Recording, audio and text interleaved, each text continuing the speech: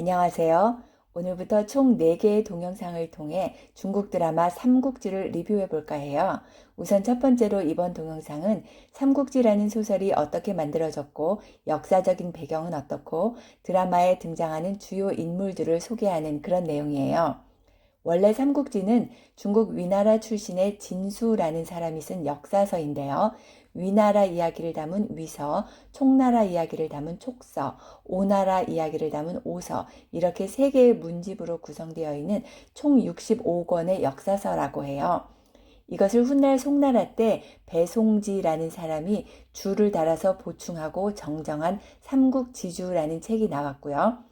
또다시 원나라 말에서 명나라 초기의 소설가인 나관중이란 사람이 이 삼국지와 삼국지주를 바탕으로 가공의 인물도 좀 끼워넣고 소설적인 요소를 넣어서 소설로 풀어낸 게 삼국지연의라는 책이에요.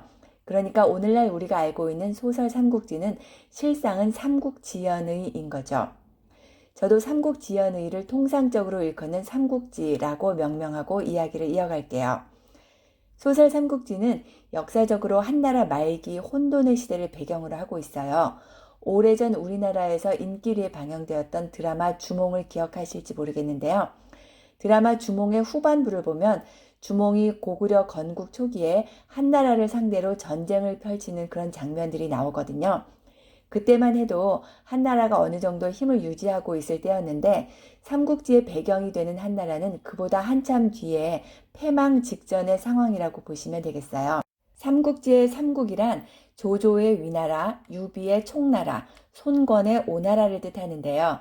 혼란스러웠던 한나라 말기에 전국 각지에서 영웅들이 등장해 서로 싸우는 각축전을 벌이다가 결국 위, 촉, 오 세 나라로 나뉘어지는데 이것을 결국 진나라가 통일을 하게 되죠. 이때 진나라는 만리장성을 쌓고 불로초를 찾아 헤맸던 진시황의 진나라가 아니라 사마염의 진나라예요. 드라마를 더 잘 이해하기 위해서 잠깐 중국의 역사를 훑어보자면요. 기원전의 주나라와 춘추 전국 시대를 거쳐서 진시 황제가 중국을 통일하고 진나라를 세우죠. 하지만 얼마 못 가서 진나라는 망하고 또다시 혼란을 겪다가 유방이 한나라를 세우면서 또 통일을 하게 되죠. 이 한나라는 꽤 오래 지속이 되었지만 말기에 환관들이 정치를 쥐고 흔들고 전국 각지에서 밀란이 일어나면서 삼국지의 배경이 되는 삼국시대를 겪죠. 조조, 유비, 손권이 서로 다투었지만 결국 이 삼국시대를 끝내고 중국을 통일한 건 엉뚱하게도 사마염이에요. 사마염은 삼국지 후반부에 등장하는 사마의의 손자인데요. 사실 사마염이 중국을 통일하고 진나라를 세운 건 사마염이 똑똑해서라기보다는 그의 할아버지인 사마의가 그 토대를 만들었다고 볼 수 있죠. 이 부분은 삼국지 후반부를 보시면 이해할 수 있을 거예요. 어쨌든 사마염의 진나라도 오래가진 못하고 또다시 5호 16국 시대와 위진 남북조 시대의 혼란을 겪고 그 다음이 수나라 당나라인데요. 이때가 한반도에서는 고구려 신라 백제가 치열하게 패권을 다투었던 시기죠. 삼국지의 배경이 된 시기의 한반도는 고구려는 제9대 고국천왕부터 11대 동천왕 때까지의 시대예요. 나라의 기틀이 상당히 만들어진 때였고 아직은 소수림 왕이나 광개토 대왕이 등장하기 전이죠. 고구려에 비해서 백제나 신라는 아직 왕권 국가로서의 기틀이 완성되지 않은 거의 부족 국가 수준의 상황이었다고 보시면 될 것 같아요. 삼국지를 보다 보면 등장인물들이 엄청 많아서 누가 누군지 헷갈리기도 하고요. 지역 이름도 많이 나오는데 우리가 중국 지리를 잘 모르기 때문에 머릿속으로 그림이 잘 안 그려질 수 있어요. 지도를 보시면 중간에 형주라는 지역이 나오고 북쪽으로 여러 개의 주들이 보이죠. 삼국지 중반부터 특히 많이 나온 지명이 형주인데요. 지도를 보면 왜 이곳이 서로 탐을 낼 수밖에 없는 요충지인지 감이 잡히시죠. 조조, 유비, 손권이 계속 영토를 뺏고 빼앗기는 과정이라서 정확히 어느 시점에 영토의 경계가 어디라고 선을 긋기는 힘들어요. 하지만 대략적으로 북쪽이 조조의 위나라 영토였고요. 서쪽, 즉 익주 일대가 유비의 총나라, 동남쪽이 손권의 오나라가 되겠어요. 특히 손권의 오나라는 지도에는 안 보이지만 동서로 큰 강줄기가 가로지르기 때문에 강동지역이라고 부르고, 이 강 때문에 삼국 중에서 수군이 가장 강한 나라가 될 수밖에 없는 상황이죠. 그동안 소설 삼국지는 꽤 여러 버전으로 나왔는데요. 한국에서는 황석영 씨, 이문열 씨 버전이 많이 알려져 있는 것 같아요. 영화로 나온 것 중에 많이 아시는 거는 아마 적벽대전일 텐데요. 오우삼 감독의 양조위, 금성무 등의 배우가 출연한 영화 적벽대전 보신 분들 많으시죠? 제가 이번에 리뷰하려고 하는 드라마는 2010년에 방영된 건데요. 총 95부작이고, 예를 들어서 영화 적벽대전에 나온 적벽대전과 드라마에서 묘사한 적벽대전은 좀 차이가 있어요.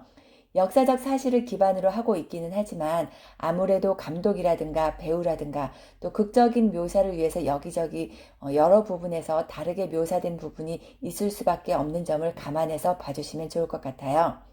드라마 삼국지는 제가 보기에 전반, 중반, 후반으로 나누어서 이해하면 좋을 것 같아요.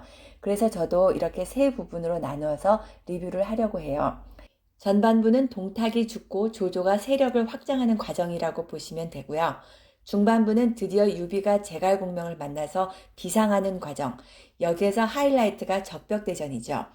그리고 후반부는 조조도 죽고 유비도 죽고 제갈공명이 유비의 유지를 이어서 위나라와 계속 싸움을 벌이는 과정, 그리고 제갈공명과 사마의의 대결이 주요 내용이에요.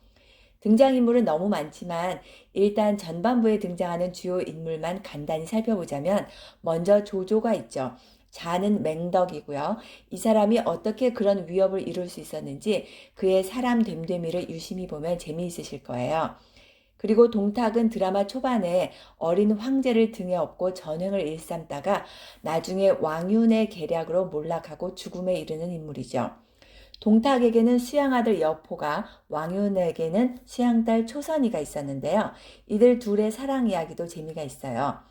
또 조조가 두각을 나타내기 이전에 막강 파워를 갖고 있던 제후들 중에 원소가 있는데요. 원술은 그의 배다른 동생이죠. 이들이 어떻게 무너지는지도 또 다른 관전 포인트예요. 그리고 너무나 잘 아시는 유비, 관우, 장비가 있죠. 유비의 자는 현덕, 관우의 자는 운장, 장비의 자는 익덕이라서 드라마 중간중간에 유비를 현덕이라 부르거나 관우를 운장, 장비를 익덕이라 부르는 장면이 자주 나오니까 헷갈리지 마시고요. 유비는 한나라 황실의 후예라는 이유로 한나라 부흥이 유비가 군사를 일으킨 명분인데 미련할 정도로 인을 중시하는 인물이죠. 유비, 관우, 장비 이 세 사람은 의형제인데 그 의리가 소설 전반에 걸쳐 굉장히 강조되고 있어서 마치 삼국지의 주인공이 유비인 것 같은 그런 느낌이 들기도 해요. 사실 삼국지의 주인공이 누구냐 하는 문제에 대해 상당히 의견이 분분한데요. 사실 최초로 지어진 역사서 삼국지에서는 유비의 촉서나 손권의 오서보다는 조조의 위서가 가장 큰 비중을 차지한다고 해요. 그도 그럴 것이 이 역사서 삼국지의 저자 진수가 위나라 출신이죠. 그리고 실제로 삼국을 통일한 게 사실상 위나라였거든요. 그런데 소설 삼국지의 저자인 나관중이란 사람은 몽골족의 원나라를 한족의 명나라가 몰아내는 시기에 소설을 썼거든요. 그러니 환관 출신인 조조보다는 한나라 황실의 후예인 유비를 더 강조하고 싶었을지도 모르겠어요. 어쨌든 이 부분에 대해서는 논쟁이 많으니까 여기에서 패스할게요. 다시 인물 소개로 돌아와서 강동의 오나라는 손견이 다스리고 있었는데요. 손견이 삼국지 초반에 죽고 첫째 아들 손책이 대권을 물려받죠. 하지만 손책은 젊은 나이에 요절하고 그의 동생인 손권이 권력을 물려받게 돼요. 손권은 어렸을 때부터 굉장히 똑똑했던 것 같아요. 그런 장면들이 많이 나오고요. 손권이 어린 나이에 권좌에 올랐지만 무탈하게 나라를 유지할 수 있었던 또 다른 이유는 주변에 아버지 때부터 충성을 다했던 유능한 신하들이 있었기 때문인 것 같아요. 그 가운데 주유라는 사람이 있죠. 주유는 손권의 형 손책의 중마고우인데 오나라 최강 수군을 총지휘하는 인물이에요. 영화 적벽대전에서는 양조위가 주요 역할을 맡았죠. 그런데 영화와는 달리 드라마에서는 주유라는 인물이 조금 다르게 묘사되고 있는 부분이 있어요. 그리고 유비의 든든한 책사 제갈공명이 있고요. 공명은 드라마 33회에 등장해서 마지막 회까지 거의 드라마의 중심 인물로 묘사되고 있어요. 조운의 자는 자룡, 그 유명한 조자룡이죠. 관우 장비와는 또 다른 매력을 지닌 유비의 오른팔 장수죠. 그 외의 인물들은 드라마 리뷰를 하면서 짚기로 하고 오늘 소개 동영상은 여기서 마칠게요. 감사합니다.